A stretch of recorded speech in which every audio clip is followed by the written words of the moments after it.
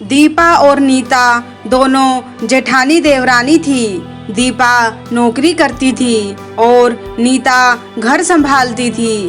भरा पूरा परिवार था, सास ससुर दोनों के 2 बच्चे, कुल 10 लोगों का परिवार।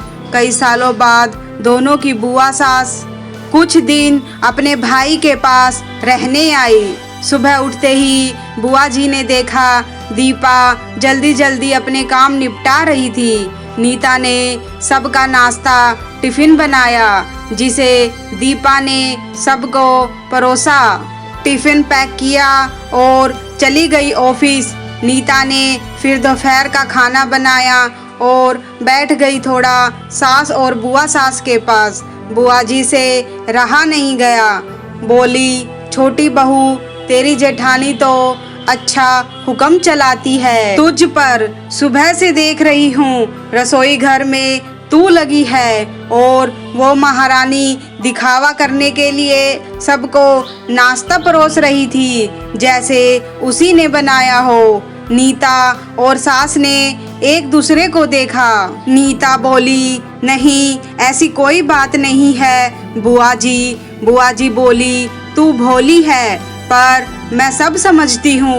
नीता से अब रहा नहीं गया और बोली, बुआ जी आपको दीपा दीदी का बाकी सबको नाश्ता परोसना दिखा, शायद ये नहीं दिखा कि उन्होंने मुझे भी सबके साथ नाश्ता करवाया, मुझे डांट कर पहले चाय पिलाई, नहीं तो सबको खिलाकर और टिफिन पैक करने में मेरा नाश्ता तो ठंडा हो चुका रहता, या मैं खाती ही नहीं। दीदी सुबह उठकर मंदिर की सफाई करके फूल सजा कर रखती है तो मम्मी जी को पूजा करने में अच्छा लगता है। मैं तो नहाकर आते ही रसोई में घुस जाती हूँ। शाम को आते हुए दीदी सब्जी अभी लेकर आती है, क्योंकि आपके भतीजों को रात लेट हो जाती है, तब ताजी सब्जियां नहीं मिलती। ऑफिस में कितनी मेहनत करनी पड़ती है, फिर ऑफिस में काम करके आकर रात को खाना बनाने में मेरी मदद करती है। वो मेरी जेठानी नहीं, मेरी बड़ी बहन है। मैं नहीं समझूंगी तो कौन समझेगा। बुआ जी चुप हो गई।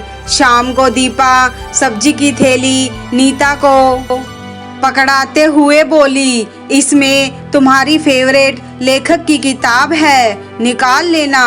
नीता खुश हो गई और बोली, थैंक्स दीदी। नीता ने सब्जी की थैली किचन में रखी और किताब रखने अपने कमरे में चली गई। बुआ जी ने दीपा को आवाज दी, बड़ी बहू यहाँ आना। दीपा बोली, जी बुआ जी।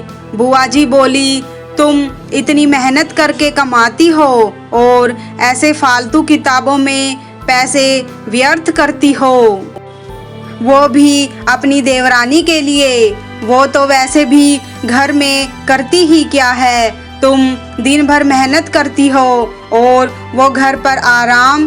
दीपा मुस्कुराई और बोली, आराम? नीता को तो जबरदस्ती आराम करवाना पड़ता है। सुबह से बेचारी लगी रहती है किचन में, सबकी अलग अलग पसंद, 4 बच्चों का टिफिन सब बनाती है, वो भी प्यार से। सुबह की चाय पीने का भी सुध नहीं रहता उसे।